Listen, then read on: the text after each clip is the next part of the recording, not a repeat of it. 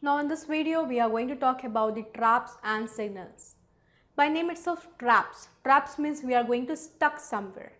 So if you are going to stuck somewhere, what you are going to do? And signals can be any kind of signal. It can be your user request, it can be any termination signal, it can be a failure signal. Signals are nothing but any particular event your Linux operating system gets or any other operating system gets. So if any event triggers or if any event happens, what your system does, that we are going to see here. Very first, what are the signals? Signals are any software interrupts which are sent to the program to indicate that the important event has occurred. Signals are the software interrupts sent to a particular program to indicate that the important event has occurred. Now this event is not only the interrupt. Interrupt means you are going to just your system or a particular user to get particular task to be stopped and perform your task. It can be any kind of interrupt. Interrupts have many types. It has a request interrupt, like we are requesting our resources, so stop your work and give our service to priorities or our services a priorities. Like we have set the priorities into the nice values. So those are the interrupts again. If I am creating a file, if I am asking my system to save the file, it is again an interrupt. If I do not want a particular applications to be performed, right, applications to be used, I can close those particular applications. That is again an interrupt. I am asking my resources to close an application. So whatever we are going to do, whatever the task we perform, your system take it as an interrupt. So it is a software signals which is your user is performing. Either your system also sometimes gives you some kind of interrupts.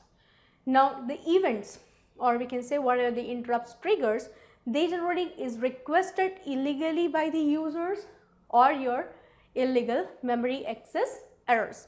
It might happen sometimes your memory is less, you don't have the insufficient amount of RAM for performing any particular task. So your system will trigger an event that your memory is slow or your memory is not sufficient, that is insufficient memory access. So all these events will be provided by the system. So they are again a events or they are again a signals. Some signals such as interrupt signals which we have can indicate that the user has asked something to be denied or something to be cancelled. Those particular signals can also be used which shows that particular system that this is not a flow which we are going to use. So sometimes you are using a particular process, the process and services are running and suddenly you close that particular service or you stop that service, means we are not in the usual flow. The system has requested something which is not into the flow. So this again signals are called as the interrupt signals. So let us see which are the type of signals we have into our systems and when we give any kind of interrupt, which type of signals we have. So the signals are in such a way. So these are the abbreviation of your signals: sign up and signal int and signal quit, signal FPE, signal kill, signal alarm and signal terminate. So these are the signals we have and they are also associated with the numbers which is used by your Linux operating system to understand the signals. Like for SIGUP we have 1 which hang up the dedicated or it detects any particular hang up or traps into a particular process. Now for example, you might experience you have logged into a terminal and you have run some service, but the service is not again started and even you are not getting the prompt or any particular error. So you are completely hung over there.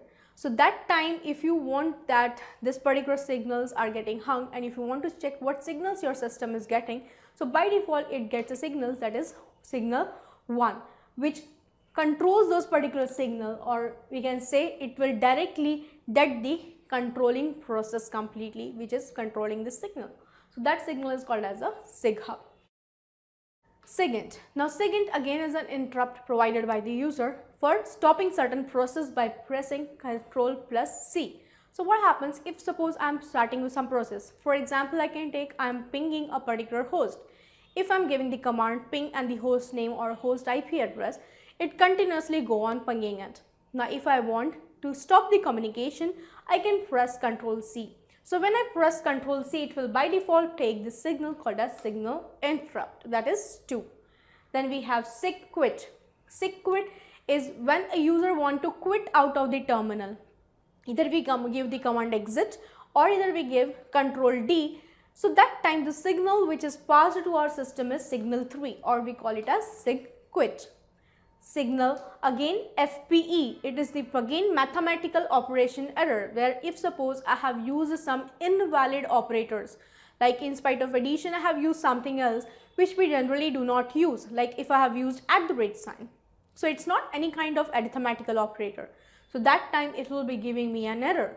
This error signals will be either 8 while taking into the input, and it is called as sig FPE errors. Same sig kill. Sig kill is again a particular process which terminates a particular service by killing the particular service completely, but it doesn't clean up the complete tree. Now, for example, I have started Firefox twice and one of my Firefox is not working. One of my browser is not working due to any particular error. So if I stop only that browser, so it will kill the process, but it won't kill complete tree. Means other than that, if other Firefox processes are running, it won't clean up those things. That is your sig kill. So it kills a particular process. Then we have sig alarm. Sig alarm is the clock alarms provided by some of the signals. Now, for example, I have scheduled my system shut down after 1 hour. So before 1 hour, it will alarm me that my system is going to shut down because I have scheduled something. Now, for example, my system is going to be backed up after 1 week. So it will give me an alarm. The alarm is set on this particular date on this particular system. So those are the signal alarms which it prompts us while we have already scheduled something. The next we have that is sig terminate. So if suppose we are running some softwares or if we are running some services, I want to completely kill the tree, or if I can terminate the whole process along with the tree of this process, we can go for sig term, which inputly it takes as -15. So if suppose you are trapped somewhere, or if suppose you are not able to move out of a particular console, you can move into other terminal and you can give any of the signals whichever you would require from the other terminals as well. So but while defining or managing the signals, we have to give the command called as kill. Kill is for killing the signals, and these signals can be used. So which kind of termination of process do you require? So you need to specify in such a way, kill space and then the signal name with hyphen. So once you have defined this, automatically it will take this particular signal and will provide this kind of termination. So let us see how we can use this kill process for our existing processes which we have into our terminal, and by using this particular kill process, we will also ensure that we have checked all the processes and we have trapped something into the process and killing the signals by using -15, -9 as well.